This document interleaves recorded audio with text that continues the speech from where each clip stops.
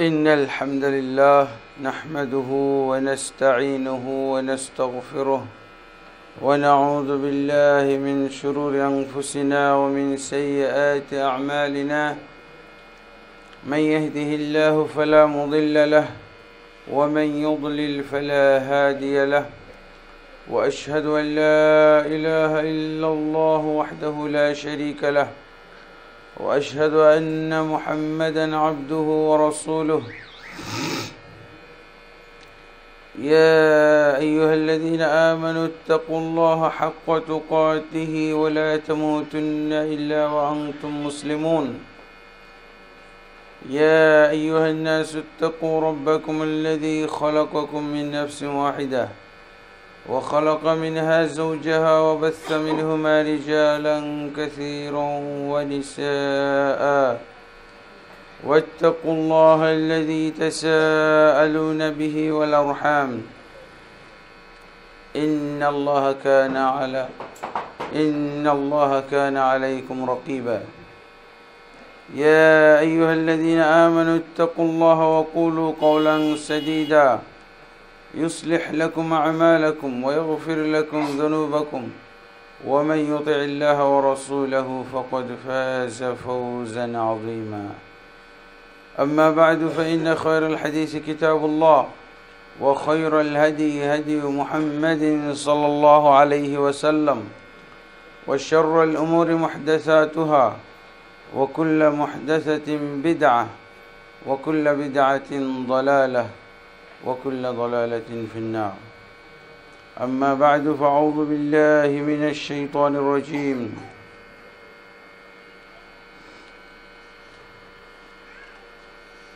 بسم الله الرحمن الرحيم.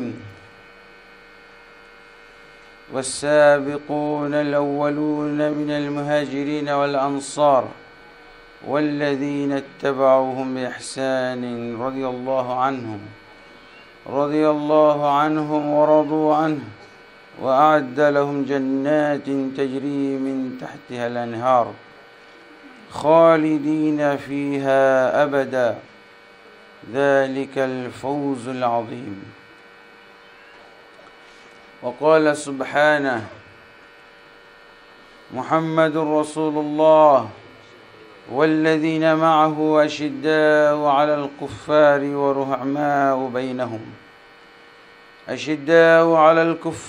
رحماء بينهم تراهم ركعا سجدا يبتغون فضلا من الله ورضوانه. وقال النبي صلى الله عليه وسلم: لا تسبوا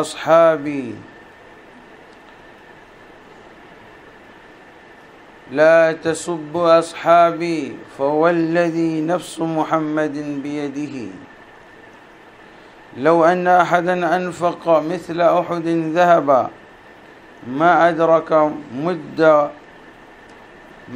أدرك مد أحدهم ولا نصيفه، رواه البخاري।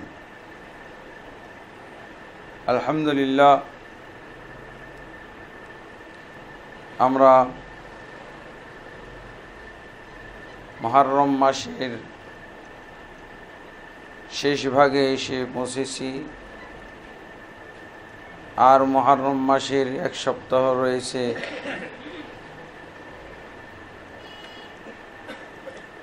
আলহামদুলিল্লাহ, আমরা ইতিমধ্যে মুহররম মাসে করণীয় বর্জনীয় বিভিন্ন বিষয় সম্পর্কে জেনেছি।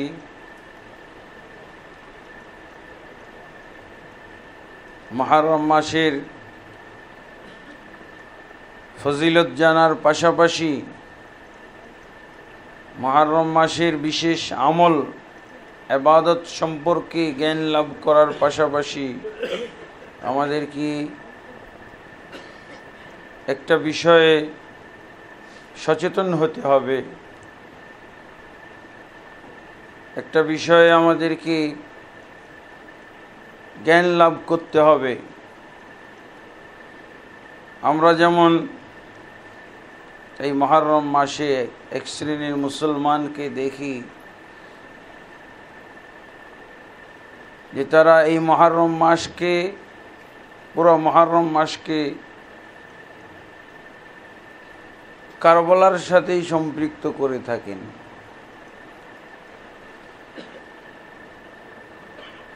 এই মুহররম মাসে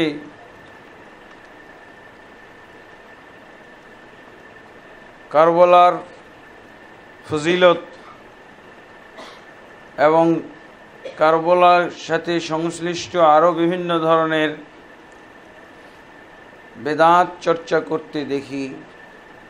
এই মাসে ব্যাপকভাবে সাজসজ্জা করা, উন্নত মানের খানা খাওয়া, তারপরে হাই হুসেন করে মাতম করা, তাজিয়া করা, এগুলো সম্পর্কে আমরা ইতিমধ্যে অনেকের কাছে জেনেছি, হয়তো এখানে খুতবাও হয়েছে। আরেকটা গুরুত্বপূর্ণ বিষয় আমরা জানব, সেটা হচ্ছে নবী সাল্লাল্লাহু আলাইহি ওয়াসাল্লামের সাহাবীগণ সম্পর্কে আমাদের কি আকীদা বিশ্বাস থাকা উচিত। যারা এই মুহররম মাসকে কারবালার সাথে জড়িত করে বিভিন্ন মাতম তাজিয়া করে, তারা কিন্তু সাহাবায়ে কেরামকে নিয়ে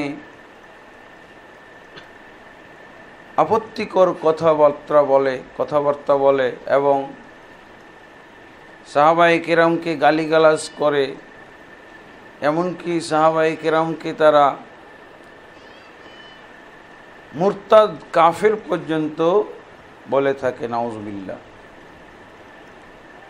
কোরআনের দৃষ্টিতে, হাদিসের দৃষ্টিতে নবী সাল্লাল্লাহু আলাইহি সাল্লামের সাহাবীদের ব্যাপারে আমাদের কি আকীদা হওয়া উচিত, সেই সম্পর্কে কিছু আমাদের জ্ঞান থাকা দরকার। সাহাবায়ে কেরাম হচ্ছেন নবী সাল্লাল্লাহু আলাইহি ওয়াসাল্লাম থেকে আমাদের কাছে দিন পৌঁছার মাধ্যম, প্রথম মাধ্যম। কোরআন বলেন আর সুন্নাহ বলেন, সব কিছুই সাহাবায়ে কেরামের মাধ্যমে আমাদের কাছে এসেছে। এটা কাফেরদেরই উদ্দেশ্য, কাফেরদেরই ষড়যন্ত্র বলা যেতে পারে। সাহাবায়ে কেরাম থেকে যদি আমাদেরকে বিচ্ছিন্ন করা হয়, তাহলে আমরা ইসলাম থেকে বিচ্ছিন্ন হয়ে গেলাম, আল্লাহ থেকে বিচ্ছিন্ন হয়ে গেলাম, রাসূল সাল্লাল্লাহু আলাইহি ওয়াসাল্লাম থেকে বিচ্ছিন্ন হয়ে গেলাম। ইসলামের ব্যাপারে আর কোনো আস্থার উপায় নাই।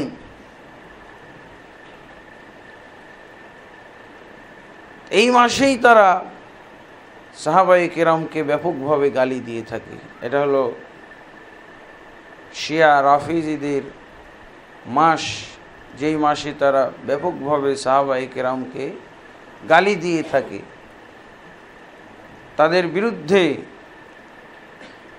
নানান ধরনের দোষ ত্রুটি, নানান ধরনের অভিযোগ তারা ব্যাখ্যা করে থাকে, বিশ্লেষণ করে থাকে। আল্লাহ তাবারক ওয়া তাআলা সাহাবায়ে কেরাম সম্পর্কে সূরা আত-তাওবার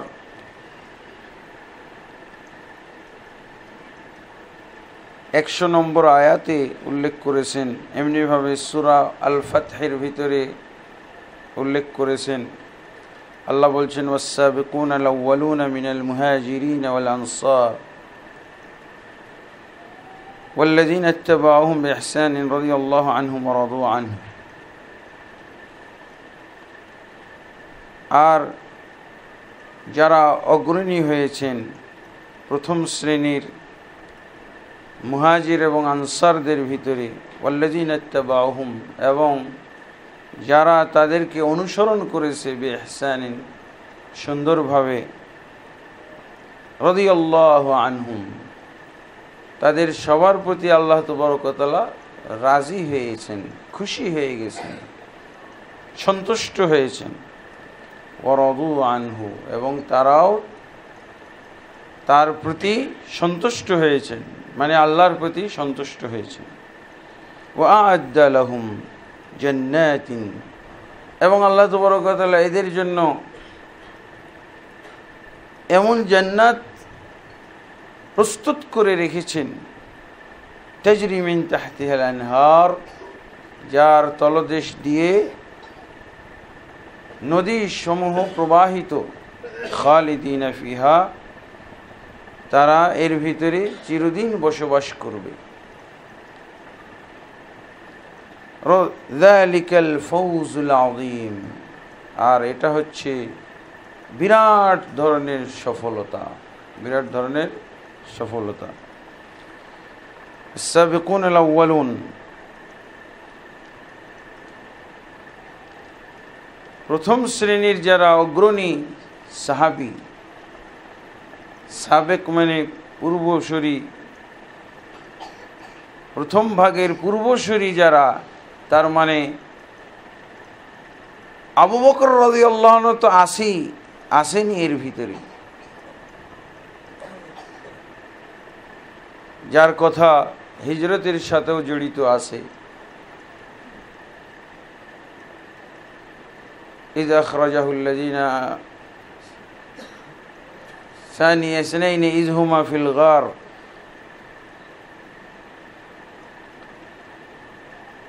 গারের ভিতরে, গারে সৌরের ভিতরে আবু বকর রাদিয়াল্লাহু আনহু আল্লাহর রাসূল সাল্লাল্লাহু আলাইহি ওয়াসাল্লামের সাথী ছিলেন। সেই হুমকি এবং ঝুঁকিপূর্ণ সফর, জীবন নাশ করার জন্য 100 জন যুবক তারা হন্যে ছুটে বেড়াচ্ছে, পেলেই হত্যা করবে, হত্যা করার টার্গেটে। এবং সেই সময় আবু বকর রাদিয়াল্লাহু আনহু রাসূলুল্লাহ সাল্লাল্লাহু আলাইহি ওয়াসাল্লামের সফর সঙ্গী ছিলেন, এবং গারে সৌরের ভিতরে, সৌর পাহাড়ের সেই গর্তের ভিতরে উনি সঙ্গী ছিলেন। ইয আখরাজাহুল লাযীনা কাফারু সানি ইসনাইনি ইয হুমা ফিল গার, কাফেররা যখন তাদেরকে বের করে দিল, তখন তিনি ছিলেন 2 জনের একজন।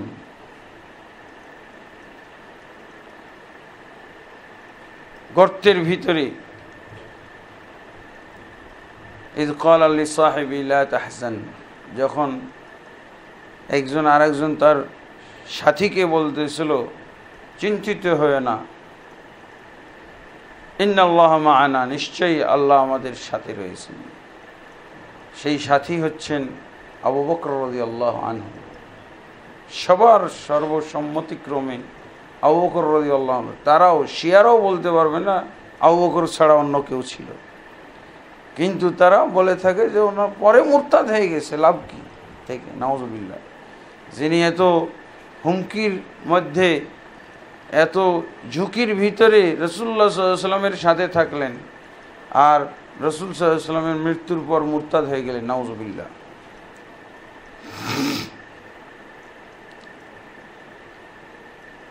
এখানে মুহাজির বলতে যারা হিজরত করেছেন, মক্কা থেকে হিজরত করে এসেছিলেন মদিনায়,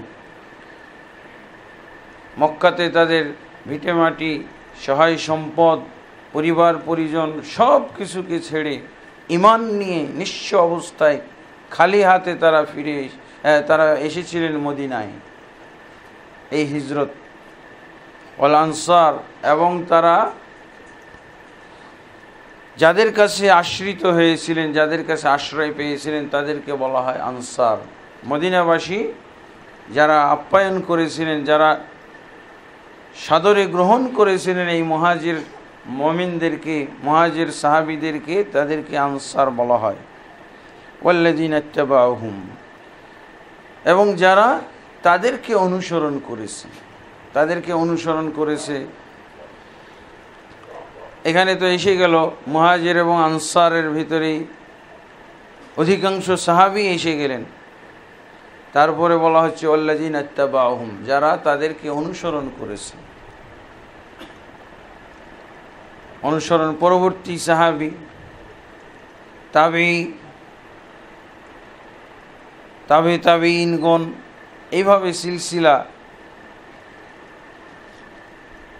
যাদেরকে অনুসরণ করার কারণে তারাও এই ফজিলতের অন্তর্ভুক্ত হয়েছেন। আল্লাহ তাবারক ওয়া তাআলা বলছেন, মুহাজির সাহাবী এবং আনসার সাহাবী এবং যারা এদের অনুসরণ করেছে, পদঙ্ক অনুসরণ করেছে, কিসে? তারাও কোরআন মেনে নিয়েছে, তারাও রাসূল সাল্লাল্লাহু আলাইহি সাল্লামের হাদিস অনুসরণ করেছে। সাহাবায়ে কেরাম যেভাবে তাদেরকে শিখিয়েছেন ওইভাবে শিখেছে। রাদিয়াল্লাহু আনহুম, সবার প্রতি আল্লাহ তাবারক ওয়া তাআলা সন্তুষ্ট। ওয়া রাদু আনহু, এবং তারাও তার প্রতি সন্তুষ্ট, মানে আল্লাহর প্রতি সন্তুষ্ট হয়ে গেছে। ফলে আল্লাহ তাবারক ওয়া তাআলা তাদের পুরস্কার ঘোষণা করে দিয়েছেন। আ'আদ্দাল্লাহু লাহুম ওয়া আ'আদ্দা লাহুম, তাদের জন্য প্রস্তুত করে রেখেছেন, রেডি করে রেখেছেন জান্নাত,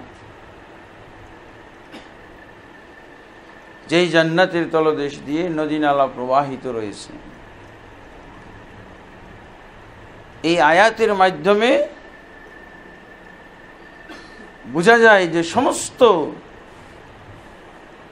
আনসার সাহাবী, মুহাজির সাহাবী এবং যারা ইহসানের সাথে সুন্দরভাবে যথাযথভাবে তাদের পদঙ্ক অনুসরণ করেছে, তারা জান্নাতের সার্টিফিকেট প্রাপ্ত, জান্নাত প্রাপ্ত, আর আল্লাহর সন্তুষ্টি প্রাপ্ত তারা হয়ে গেছে। কেউ যদি তাদের কোনো ব্যক্তি যদি আল্লাহ সন্তুষ্ট হয়ে গেছে, তাদের প্রতি যদি কোনো ব্যক্তি সন্তুষ্ট না হতে পারে, তাহলে কি হবে? সরাসরি সে আল্লাহ বিরোধী, আল্লাহর বিরোধী হয়ে গেল, আল্লাহর বিপক্ষে দাঁড়িয়ে গেল। আল্লাহ সন্তুষ্ট, কিন্তু এরা সন্তুষ্ট নন।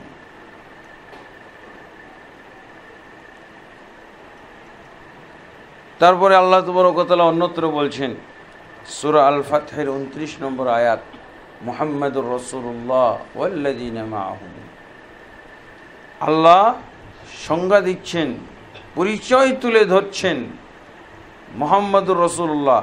মুহাম্মদ সরাসরিভাবে মুহাম্মদ সাল্লাল্লাহু আলাইহি সাল্লামের নামটাই আল্লাহ এখানে উল্লেখ করেছেন, মুহাম্মাদুর রাসূলুল্লাহ।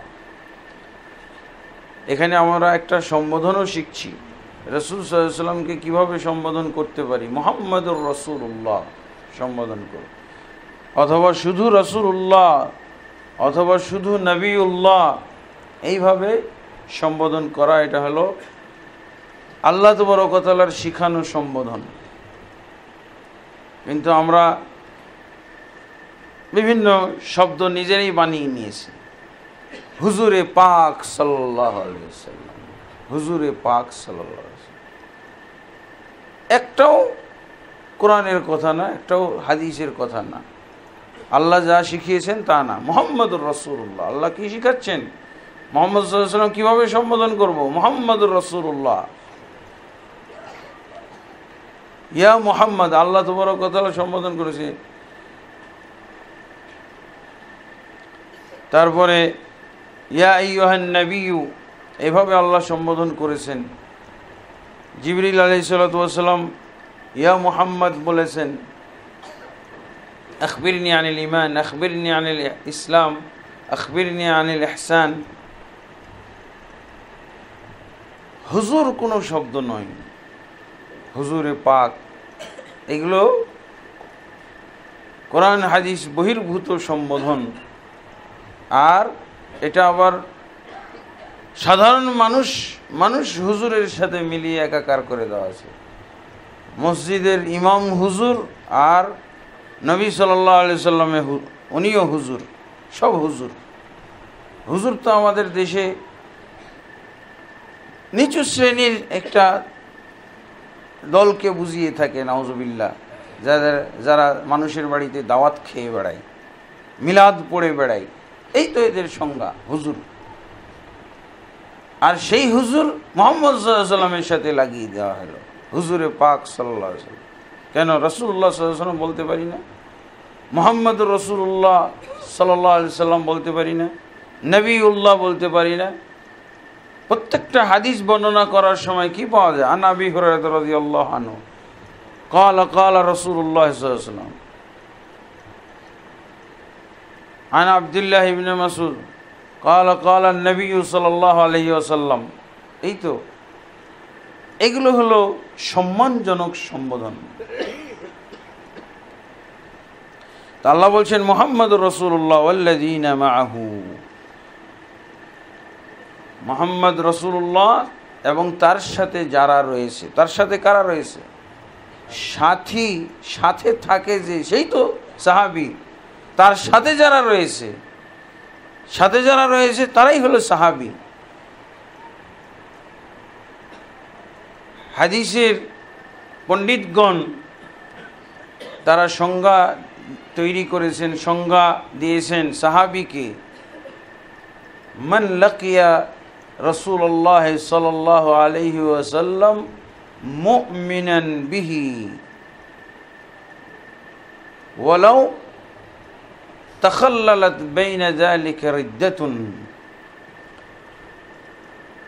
সাহাবী হচ্ছেন ওই ব্যক্তি যে ব্যক্তি ঈমান সহকারে মুহাম্মদ সাল্লাল্লাহু আলাইহি ওয়াসাল্লামের সাক্ষাৎ পেয়েছেন।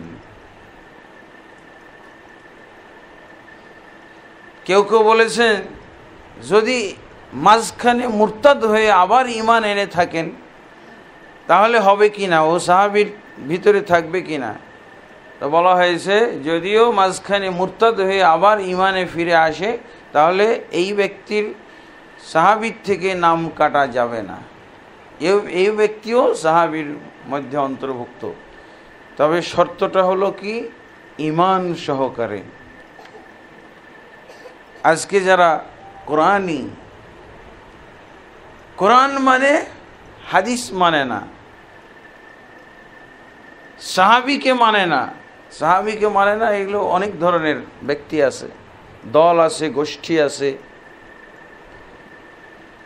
অতীত যুগে খাওয়ারিজ, খারেজি এবং শিয়া এরা সাহাবায়ে কেরামকে মানতেন না।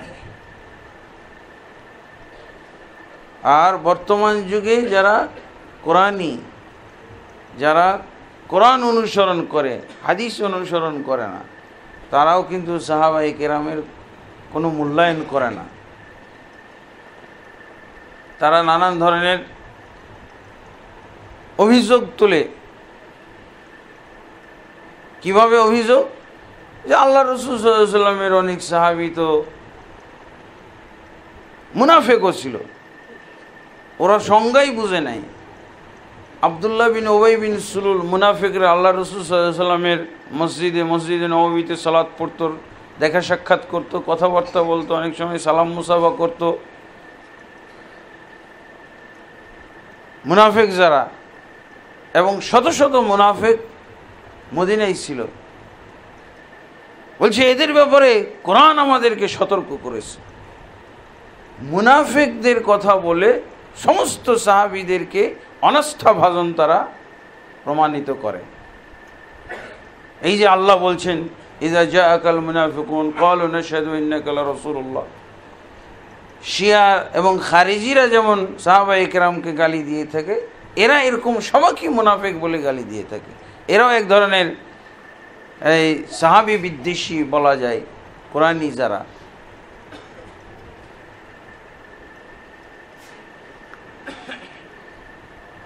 আল্লাহ বলছেন মুহাম্মদ রাসূলুল্লাহ ওয়াল্লাযীনা মাআহু, এবং যারা তার সাথে রয়েছে। তার সাথে রয়েছে এর ব্যাখ্যা হলো ঈমান সহকারে তার সাথে যারা রয়েছে, তার সাথে দেখা করেছে, তার সাথে কথাবার্তা হয়েছে।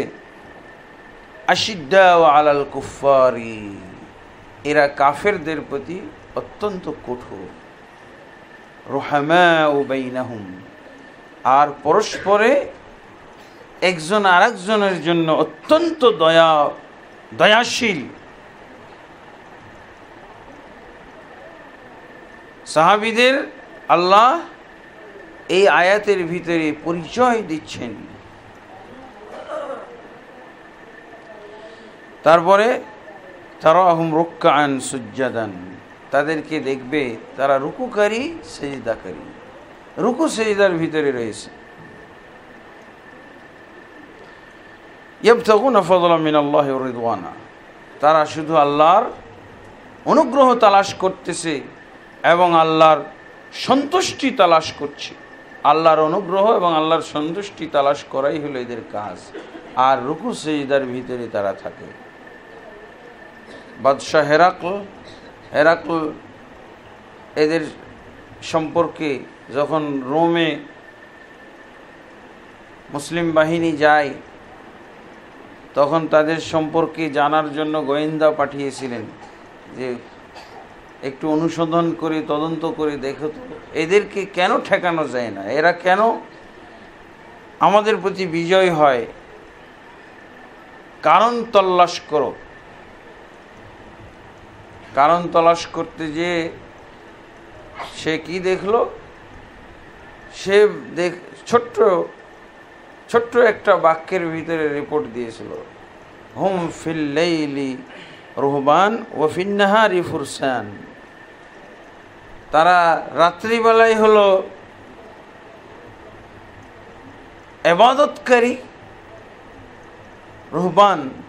রুহবান আসলে তো বলা হয় খ্রিস্টানদের আলেম, নাসারাদের আলেমদেরকে, যারা বনে জঙ্গলে এবাদতে মশগুল থাকে, বনে জঙ্গলে এবাদতের ভিতরে মনোনিবিষ্ট থাকে, মানুষের সাথে কোনো সম্পর্ক নাই, শুধু আল্লাহ।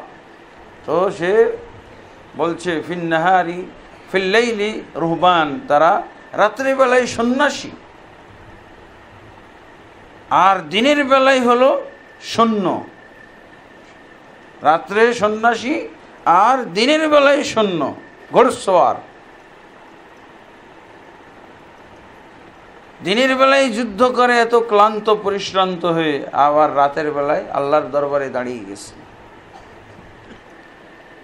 আল্লাহ বলছেন তারাহুম রুকআন ওয়া সুজ্জাদান, তাদেরকে দেখবে তারা রুকু অবস্থায় আছে, সিজদা অবস্থায় আছে।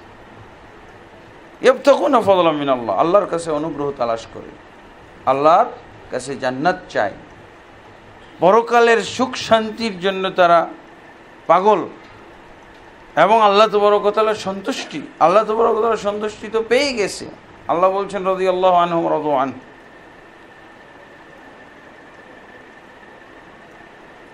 এরপরে আমাদের আকীদা কি হতে পারে, কোরআনের এই আয়াতগুলোর আলোকে আমাদের আকীদা দাঁড় করাইতে হবে। কোরআন তাদের সম্পর্কে কি বলল, এটা জানার পর আমরা আমাদের আকীদা এই কোরআনের আয়াতের ভিত্তিতে গড়ে তুলব। এই কোরআনের আয়াতের ভিত্তিতে আমরা তাদের সম্পর্কে আকীদা পোষণ করব, তাদের ব্যাপারে আমরা যা করণীয় তা নির্ধারণ করব।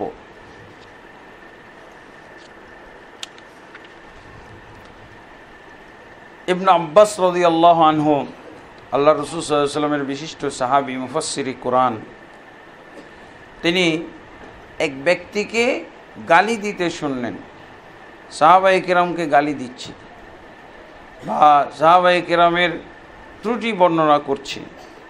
ফকালা, ইবনে আব্বাস রাদিয়াল্লাহু আনহু ওই ব্যক্তিকে বললেন, আমিনাল মুহাজিরিন আল আউয়ালিনা আনতা, তুমি কি প্রথম শ্রেণীর মুহাজিরদের অন্তর্ভুক্ত কোনো ব্যক্তি?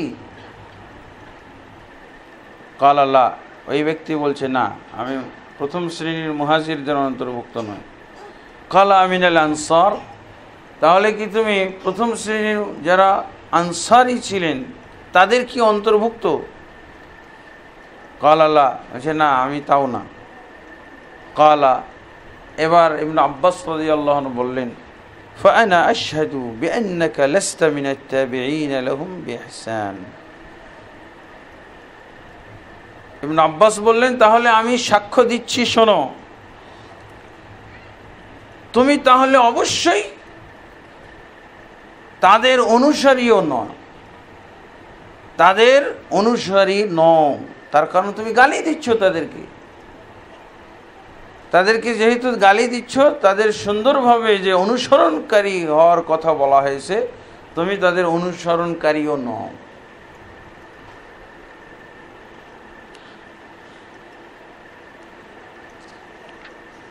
আল্লাহর রাসূল সাল্লাল্লাহু আলাইহি ওয়াসাল্লাম তার সাহাবীদের সম্পর্কে বলছেন, একটি হাদিসের ভিতরে আছে, ইমাম তবরানী রাহিমাহুল্লাহ হাদিসটি বর্ণনা করেছেন এবং আল্লামা নাসিরউদ্দিন আলবানী হাদিসটিকে সহি বলেছেন, সহি আখ্যা দিয়েছেন, সহি প্রমাণ করেছেন। মান সাব্বা আসহাবি ফাআলাইহি লা'নাতুল্লাহ। আল্লাহ রাসূল সাল্লাল্লাহু আলাইহি ওয়াসাল্লাম বলছেন, যে ব্যক্তি আমার সাহাবীদেরকে গালি দিবে ফাআলাইহি লা'নাতুল্লাহ, তাহলে তার উপরে আল্লাহর লানত বর্ষিত হয়। ওয়াল মালায়েকা, এবং ফেরেশতাগণেরও লানত, তার উপরে অভিশাপ বর্ষিত হয়। ওয়ান নাসি আজমাইন, এবং সমস্ত আল্লাহর বান্দা সমস্ত মানুষের পক্ষ থেকে তাদের প্রতি লানত বর্ষিত হয়, যারা সাহাবায়ে কেরামকে গালি দিবে। রাসূলুল্লাহ সাল্লাল্লাহু আলাইহি ওয়াসাল্লাম অন্য একটি হাদিসের ভিতরে বলছেন, লা তাসুব্বু আসহাবি, লা তাসুব্বু আসহাবি, খবরদার তোমরা আমার সাহাবীদেরকে গালি দিও না। লা তাসুব্বু আসহাবি, খবরদার তোমরা আমার সাহাবীদেরকে গালি দিবে না। ফাওয়াল্লাযী নাফসি বিয়াদিহি, সেই জাত পাকের কসম করে বলছি যার হাতে আমার জীবন রয়েছে, যার হাতে আমার জীবন মরণ। লাউ আন্না আহাদান আনফাকা মিসলা উহুদিন যাহাবান, যদি সাহাবী ব্যতীত কোনো একজন ব্যক্তি উহুদ পাহাড়ের সমপরিমাণ স্বর্ণ আল্লাহর পথে ব্যয় করে দেয়, আল্লাহর পথে দান করে, আল্লাহর জন্য দান করে, সারা পৃথিবীর মানুষকে সে এই সম্পদ দান করলো, সারা পৃথিবীর গরিব মানুষকে, দুঃখী মানুষদেরকে সে দান করলো, সমস্ত কল্যাণের কাজ করলো, মসজিদ বানাইলো, মাদ্রাসা বানাইলো, কল্যাণমূলক সমস্ত কাজ করলো এবং পুরো সম্পদ সে ব্যয় করে ফেলল। মা আদরাকা মুদ্দা আহাদিহিম, সাহাবায়ে কেরাম যে এক মুদ পরিমাণ, এক মুদ মানে, এক মুদ হচ্ছে এক সার অর্ধেক, হাফ কেজি মতো, হাফ কেজি বা হাফ কেজির অল্প সামান্য বেশি, এই হাফ কেজি তারা পণ্য খরচ করলে যেই সওয়াব তারা পাইত, একজন ব্যক্তি উহুদ পাহাড়ের সমান যদি স্বর্ণ খরচ করে, তো তাদের হাফ কেজিরও সমান হবে না, হাফ কেজিরও সমান হবে, ওয়ালা নসিফাহু, এবং এর অর্ধেকেরও সমান হবে না, তার মানে 250 গ্রাম, এক পোয়া, এর সমানও হবে না। সাহাবায়ে কেরাম এক পোয়া বা এক কোয়ার্টার কেজি দান করলে যে সওয়াব হতো, কোনো ব্যক্তি উহুদ পাহাড়ের সমান যদি স্বর্ণ সম্পূর্ণ খরচ করে ফেলে, তাও তাদের মর্যাদার কাছাকাছি যেতে পারবে না, তাদের মর্যাদার সমান তার মর্যাদা হতে পারে না। এটা হলো সাহাবীদের ব্যাপার। রাসূলুল্লাহ সাল্লাল্লাহু আলাইহি ওয়াসাল্লাম বদরি সাহাবীদের সম্পর্কে বলছেন, লাআল্লাহ ইত্তালা আলাইহিম ফাকাল ইয়া আহলা বদর ই'মালু মা শি'তুম ফাকাদ গফারতু লাকুম। রাসূলুল্লাহ সাল্লাল্লাহু আলাইহি ওয়াসাল্লাম বলছেন, আল্লাহ তাবারক ওয়া তাআলা বদর যুদ্ধে যে সমস্ত সাহাবী শরীক হয়েছিলেন তাদের দিকে তাকিয়ে উনি বলে দিয়েছেন, আল্লাহ তাদের দিকে তাকিয়ে কি বলেছেন, ইয়া আহলা বদর, হে বদরের যুদ্ধে যারা অংশগ্রহণ করেছিলে, অংশগ্রহণকারী সাহাবী 313 জন না, 313 জন, ই'মালু মা শি'তুম, তোমরা যা ইচ্ছা আমল করো, ফাকাদ গাফারতু লাকুম, আমি তোমাদেরকে ক্ষমা ঘোষণা করে দিয়েছি, স্থায়ী ক্ষমা। যা পাপ করবে সমস্ত পাপের ক্ষমা আমি ঘোষণা করে দিয়েছি তোমাদের। তার মানে এরকম সাহাবীদের কোনো পাপ আল্লাহ তাবারক ওয়া তাআলা ধরেন না, অথবা পাপ তাদের বহাল রাখেন না। আল্লাহ তাবারক ওয়া তাআলা এদের পাপকে দুনিয়াতেই ভ্যানিশ করে দেন, আখিরাতে পবিত্র অবস্থায় নেন। হাতিব বিন আবি বালতা রাদিয়াল্লাহু আনহু, তিনি একটা গোপন ভেদ ফাঁস করে দিয়েছেন, মক্কা বিজয়ের পরিকল্পনার কথা চিঠির মাধ্যমে ফাঁস করে দিয়েছিলেন। উনি ধরা খেয়ে গেলেন।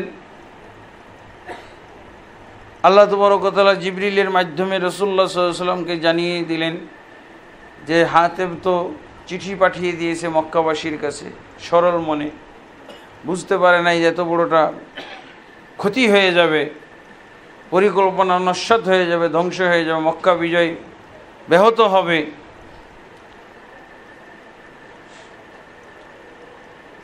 তারপরে চিঠি উদ্ধার করা হলো, দেখা গেল ওটা হাতিব বিন আবি বালতার লেখা চিঠি। কিন্তু আল্লাহর ওমর ইবনুল খাত্তাব রাদিয়াল্লাহু আনহু তো মন্তব্য করে ফেললেন, ইয়া রাসূলুল্লাহ দা'নি আদরিব উনুকা হাযাল মুনাফিক, হে আল্লাহর রাসূল সাল্লাল্লাহু আলাইহি ওয়াসাল্লাম, আপনি আমাকে অনুমতি দিন এই মুনাফিকের গর্দান উড়িয়ে দিই তলোয়ার মেরে। রাসূলুল্লাহ সাল্লাল্লাহু আলাইহি ওয়াসাল্লামের এটা ভাবতে কষ্ট হচ্ছে, মিলাইতে পারছেন না। যেই বদরের যুদ্ধে হাতিব বিন আবি বালতা ছিল, সে এত বড়টা অপরাধ করে ফেললো। এই অপরাধ আল্লাহ তাবারক ওয়া তাআলা তো আগেই ক্ষমা করে রেখেছেন। বদরি সাহাবী, বদরি যোদ্ধা, মুজাহিদকে আল্লাহ ক্ষমা করে দিয়েছেন। তো এই যে তার অপরাধ ধরা পড়লো, এই অপরাধ কি হবে? তাহলে অপরাধটা হয়তোবা সে জেনে বুঝে করেনি। আল্লাহ রাসূল সাল্লাল্লাহু আলাইহি ওয়াসাল্লাম মারতে দিলেন না। ওমর ইবনুল খাত্তাব রাদিয়াল্লাহু আনহুকে তিনি মারতে অনুমতি দিলেন না। তারপরে যাচাই করে অনুসন্ধান করে দেখা গেল যে উনি ওই কাজটা সরলতার কারণে করেছেন। কেন? এবং সেটাও ইমানের কারণে করেছেন, সরলতার কারণে, ইমানি প্রেরণা থেকেই করেছিলেন। কিন্তু এটার যে এরকম বিরূপ প্রভাব পড়তে পারে এই বুঝটা তার ছিল না। উনি মনে করেছেন, চিঠি পাঠিয়ে সতর্ক থাকতে বলেছেন, সাবধান থাকতে বলেছেন, যাতে করে এই পরিবারের লোকদেরকে, বংশের লোকদেরকে, পরিবারের লোকদেরকে একসময় উনি আবার ফিরে পান। মানে যুদ্ধ হলে যদি নিহত হয়ে যায় তো কাফের অবস্থায় মারা গেল, আর তো ওদেরকে হেদায়েত করার সুযোগ পাবেন না। এই জন্য উনি সতর্ক থাকতে বলছেন যাতে নিহত না হয়ে যায়। এটা ছিল তার উদ্দেশ্য, ভালো উদ্দেশ্য। তাদেরকে দাওয়াত দেওয়ার যাতে সুযোগ পায়, তাদেরকে যাতে হেদায়েত করার সুযোগ পায়। তা আলহামদুলিল্লাহ সেটাই তো হয়েছিল। মক্কা বিজয়ের দিন তো সমস্ত মক্কা শহরে সবাই মুসলমান হয়ে গেল, সবাই মুসলিম হয়ে গেল, কেউ কাফের ছিল না। যারা মুসলিম হলো না তারা মক্কা নগরী ছেড়ে চলে গেছিল, কাফের শূন্য হয়ে গেছিল মক্কা নগরী। মক্কা বিজয়ের দিন একজনও কাফের ছিল না, অথচ যুদ্ধের আগের দিন মক্কা নগরীতে একজনও মুসলমান ছিল না, কারণ সবাই এর আগেই হিজরত করে চলে গেছে। হিজরত করা ফরজ করে দেওয়া হয়েছিল। যারা হিজরত করবে না তাদের দায়ী দায়িত্ব আল্লাহরও নাই, রাসূলেরও নাই, তারা মুনাফিক অবস্থায় থাকবে। আর তারা মারা গেলে কোনো দায়ী দায়িত্ব থাকবে না মুমিনদের। এই কারণে সবাই হিজরত করে মক্কা শূন্য করে ফেলেছে, মুমিন শূন্য, মুসলিম শূন্য ছিল মক্কা। আর বিজয়ের দিন শুধু মুমিন মুসলিমই ছিল মক্কায়, একজনও কাফের ছিল না। তো দেখা গেল যে উনি বদরি সাহাবী হাতিব বিন আবি বালতা, আল্লাহ রাসূল সাল্লাল্লাহু আলাইহি ওয়াসাল্লাম তার ব্যাপারে দেখলেন যে এটা সরলতার কারণে হয়েছে, তাহলে তো তাকে মুনাফিক বলা যায় না। মুনাফিকের শাস্তি তার উপরে আরোপ করা যায় না, কার্যকর করা যায় না। অতএব আমাদের ঈমান, আমাদের করণীয়, সাহাবীদের ব্যাপারে আমাদের কর্তব্য হচ্ছে এই যে আমরা সকলেই তাদেরকে মহব্বত করব। এটা হলো 1 নম্বর করণীয়, মহব্বত করব। মুমিন মুমিনদেরকে মহব্বত করবে।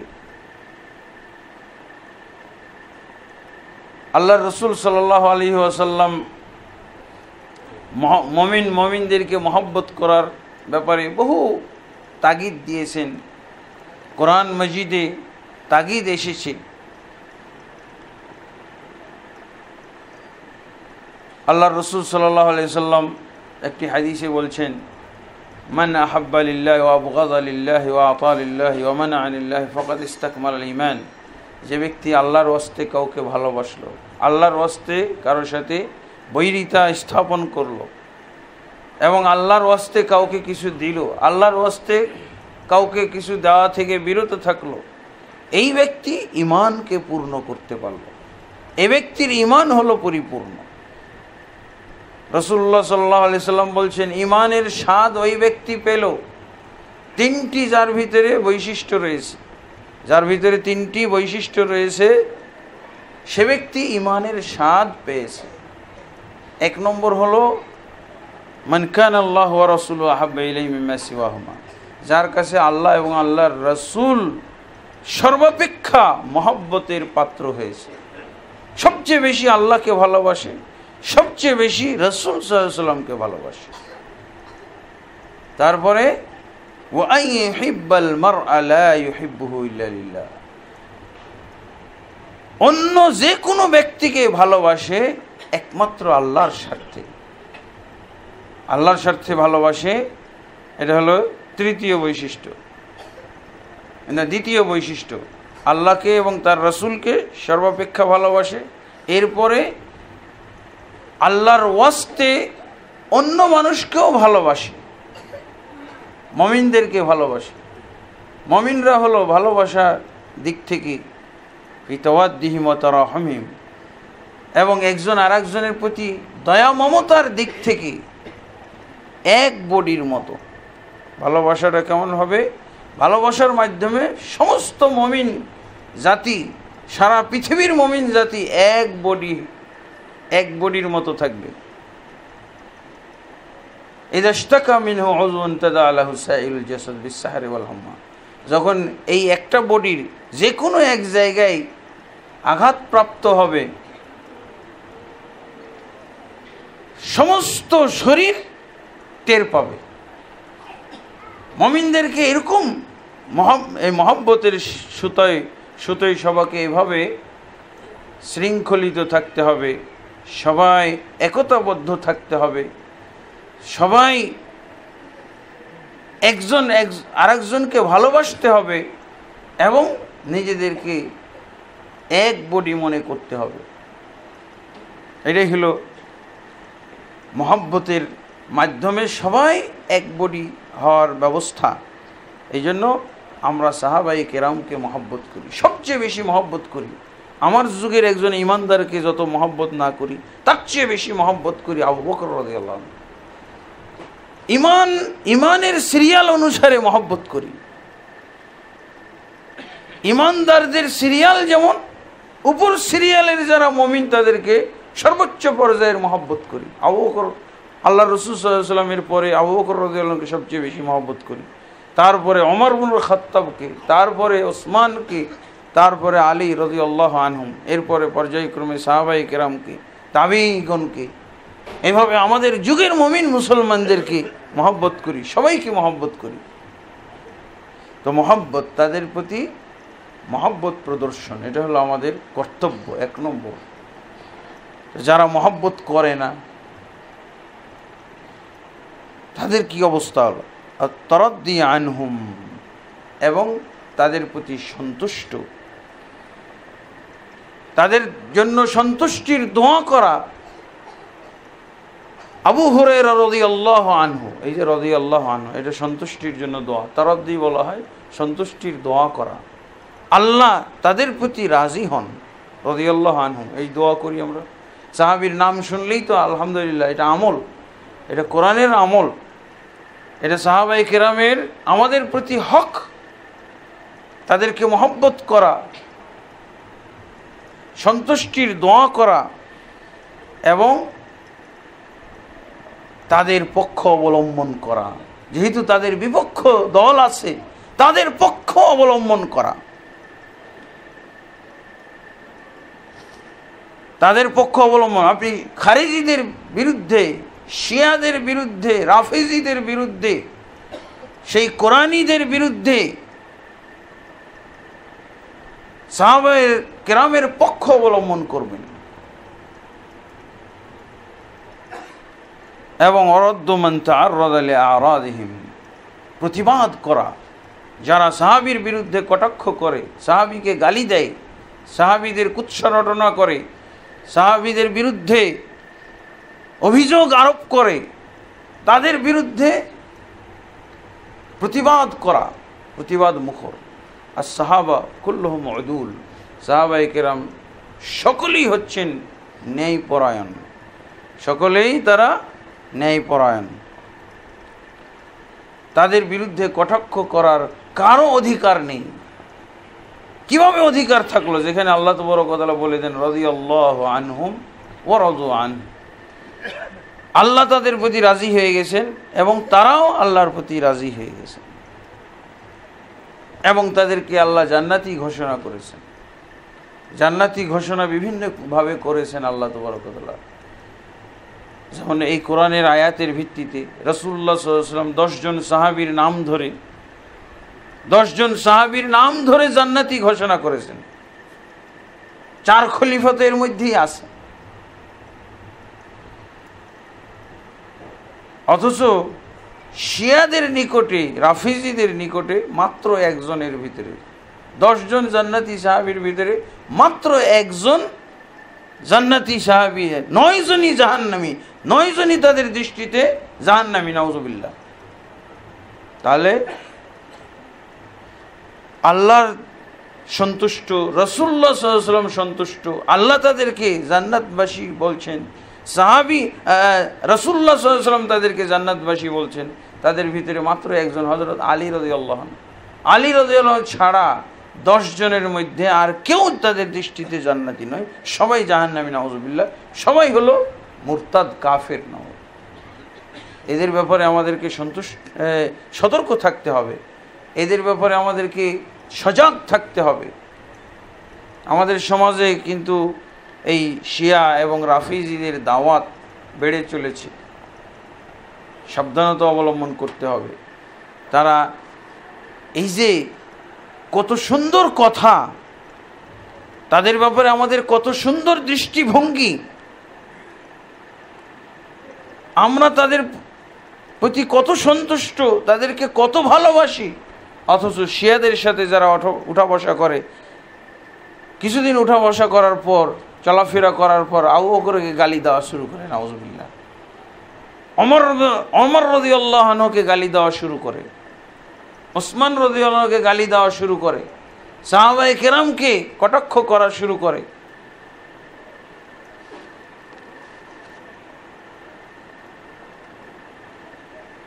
তারপরে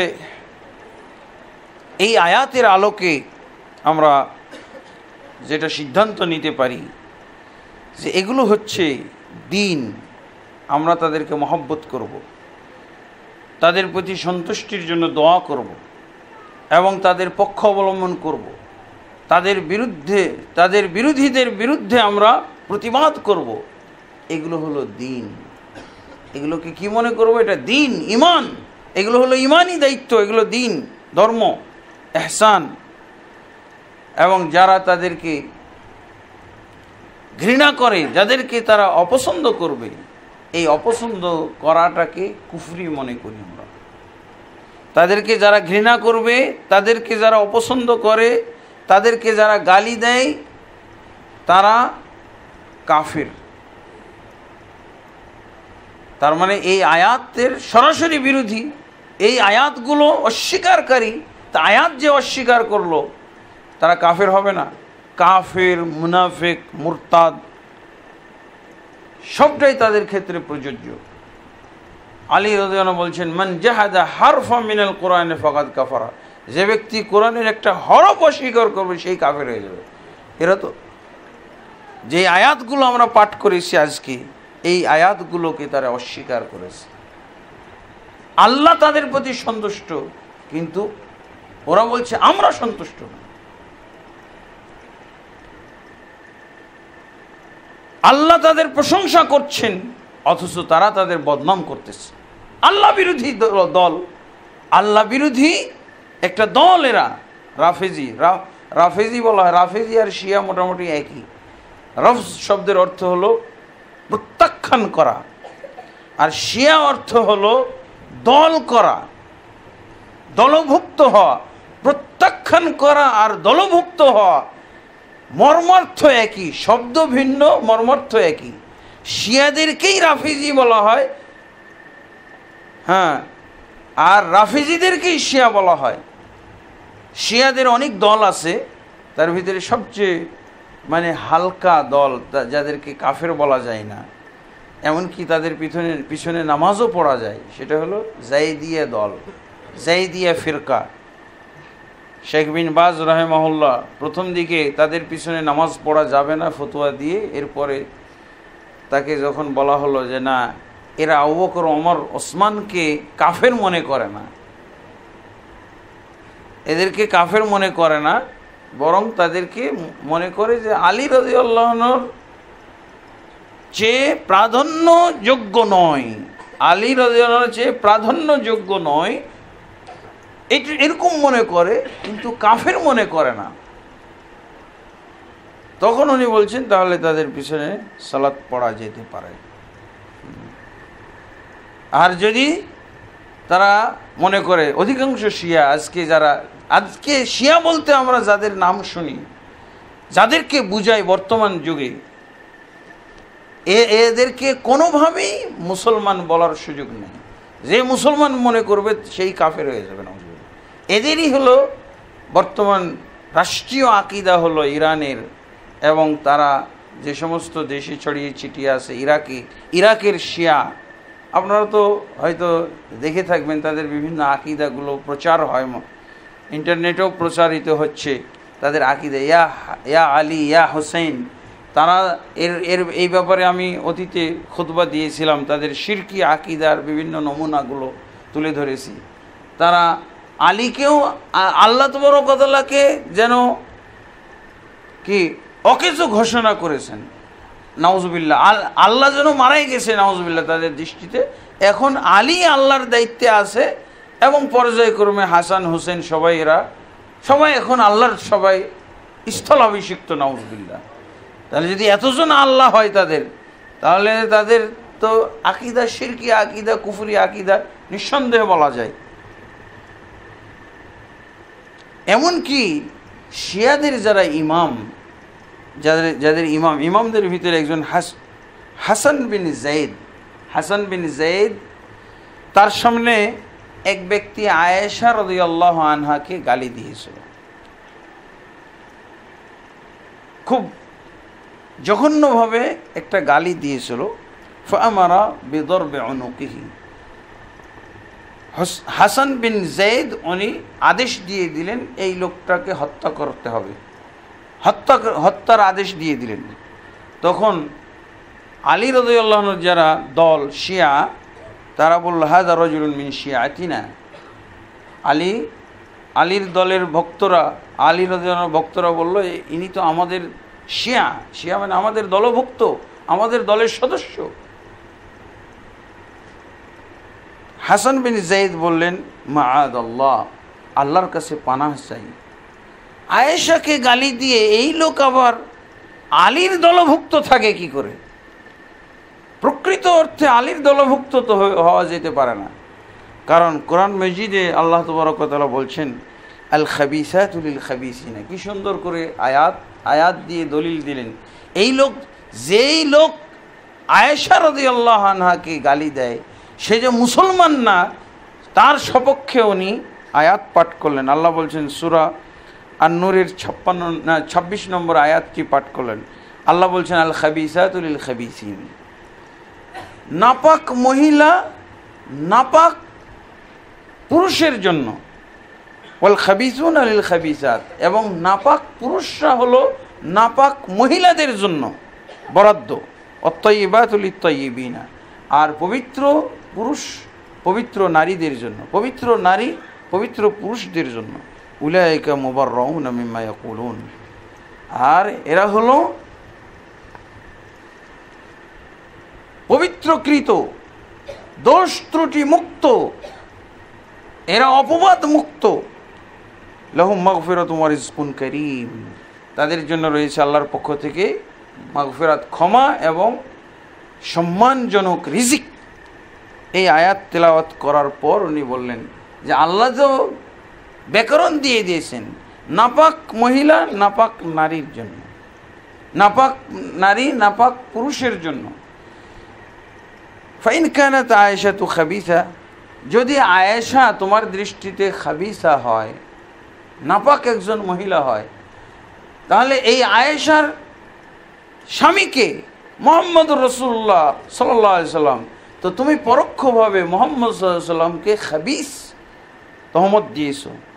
অতএব যে ব্যক্তি আয়েশাকে খাবিসা বলল, আয়েশা রাদিয়াল্লাহু আনহাকে নাপাক মহিলা, অপবিত্র মহিলা, সে কি বলে এরকম ত্রুটিপূর্ণ অপরাধিনী বলল, সেই ব্যক্তি অবশ্যই এর মাধ্যমে নবী মুহাম্মদুর রাসূলুল্লাহ সাল্লাল্লাহু আলাইহি সাল্লামকেও নাপাক বলল। কারণ আল্লাহ নাপাক মহিলা নাপাক পুরুষের জন্য বরাদ্দ করে রেখেছে, তাহলে মুহাম্মদ সাল্লাল্লাহু আলাইহি সাল্লাম নাপাক ব্যক্তি, তুমি এর মাধ্যমে মুহাম্মদুর রাসূলুল্লাহ সাল্লাল্লাহু আলাইহি সাল্লামকে নাপাক বলেছো, অতএব তোমার শাস্তি মৃত্যুদণ্ড। বললেন যে আর কোনো তার শাস্তি নেই, মৃত্যুদণ্ড আমি আদেশ দিচ্ছি, কার্যকর করো, বাস। তখন কার্যকর করে দেওয়া হয়েছে। এটাই বর্তমান যুগে। এখন ইসলামের বিশ্বের মধ্যে এই যে বিরাট একটা আবর্জনার অংশ, এরা একেবারে মাইনাস হয়ে যেত, ইসলামী সমাজ সংকুচিত হয়ে যেত। হাসান বিন যায়েদের এই ব্যবস্থা, উনি যেই বিধান তাদের ব্যাপারে দিয়েছেন, এই বিধান কার্যকর হলে, কিন্তু আজকে তারাই মিডল ইস্টের মধ্যে বিরাট শক্তিধর হয়ে উঠেছে। তারা এখন দখল করতে চায়, মক্কা মদিনা সহ দখল করতে চায়। এই শিয়ারা শুধু তাই বলে না, কোরআনের ব্যাপারেও তারা কটাক্ষ, আল্লাহর ব্যাপারে তারা কটাক্ষ করেছে। আল্লাহকে তারা একেবারে মখলুকের পর্যায়ে নিয়ে এসেছে, খালেককে মখলুকের পর্যায়ে এবং মখলুককে আল্লাহর পর্যায়ে নিয়ে গেছে, আলী রাদিয়াল্লাহু আনহু, হাসান হোসেনকে কেন্দ্র করে। এরপরে কোরআনের ব্যাপারে তারা বলে এই কোরআন ঠিক নয়, যে কোরআন আমাদের মাঝে আছে এটা আসল কোরআন নয়, আসল কোরআন হলো 90 পারা বিশিষ্ট এবং 17,000 আয়াত সেখানে রয়েছে, নাউজুবিল্লাহ তাদের। এবং তাদের আকীদা হচ্ছে সুন্নি মুসলমানদের ব্যাপারে যে এরা ইহুদি খ্রিস্টানদের চেয়েও খারাপ, যে কোনো কাফেরের চেয়েও খারাপ হলো সুন্নি মুসলমান। এমনি কি এত বড় বিরোধ নাকি? সৌদি আরবের সাথে শিয়াদের বিরোধ কি এত এমনি কঠিন নাকি? যে সুন্নি মুসলমানরা যে কোনো কাফেরের চেয়ে খারাপ। এদের আকীদা হলো ইমাম মাহাদি, যে শিয়াদের যে ইমাম মাহাদি, সেই আমাদের ইমাম মাহাদির কাজ হবে উনি এসে হত্যা করবেন ইহুদি খ্রিস্টানদেরকে, আর শিয়াদের ইমাম মাহাদি এসে সুন্নিদেরকে শুধু হত্যা করবে। এই হলো তাদের আকীদা, নাউজুবিল্লাহ। তো এদের ব্যাপারে আমাদের কোরআন ভিত্তিক যে আকীদা আমরা পেলাম, আমরা আমাদের আকীদা শুধরিয়ে ফেলবো, আকীদা আমাদের বলিষ্ঠভাবে মানুষের কাছে তুলে ধরবো এবং তাদের বিরুদ্ধে আমাদের ব্যবস্থা নিতে হবে যতদূর আমাদের পক্ষে সম্ভব। কমপক্ষে আমরা তাদের ব্যাপারে আমাদের সমাজকে সোচ্চার করব। আমাদের যারা যুবক আছে তাদেরকে আমরা তাদের সাথে মিশতে দেব না, তাদের কোনো লেখালেখি পড়তে দেব না। আল্লাহ তাবারক ওয়া তাআলা আমাদের সকলকে তৌফিক দান করুন। আল্লাহুম্মা আমিন। আস্তাগফিরুল্লাহ লি ওয়া লাকুম ওয়া লিসাইরিল মুসলিমিন ফাস্তাগফিরুহু ইন্নাহু হুয়াল গফুরুর রহিম। الحمد لله رب العالمين والصلاة والسلام على أشرف الأنبياء والمرسلين نبينا محمد وعلى آله وصحبه أجمعين أما بعد فأعوذ بالله من الشيطان الرجيم بسم الله الرحمن الرحيم إن الله وملائكته يصلون على النبي يا أيها الذين آمنوا صلوا عليه وسلموا تسليما اللهم صل على محمد وعلى آل محمد كما صليت على إبراهيم وعلى آل إبراهيم إنك حميد مجيد اللهم بارك على محمد وعلى آل محمد كما باركت على إبراهيم وعلى آل إبراهيم إنك حميد مجيد اللهم أصلح لنا ديننا الذي هو عصمة أمرنا وأصلح لنا دنيانا التي فيها معاشنا وأصلح لنا آخرتنا التي فيها معادنا واجعل الحياة زيادة لنا في كل خير والموت راحة لنا من كل شر اللهم أعز الإسلام والمسلمين وأذل الشرك والمشركين ودمر أعداءك أعداء الدين يا رب العالمين اللهم أصلح ولاة وعلماء وعامة المسلمين وخذ بناصيتهم إلى صراطك المستقيم يا حي يا قيوم برحمتك نستغيث عباد الله رحمكم الله إن الله يأمر بالعدل والإحسان وإيتاء ذي القربى وينهى عن الفحشاء والمنكر والبغي يعظكم لعلكم تذكرون ولذكر الله أكبر والله يعلم ما تصنعون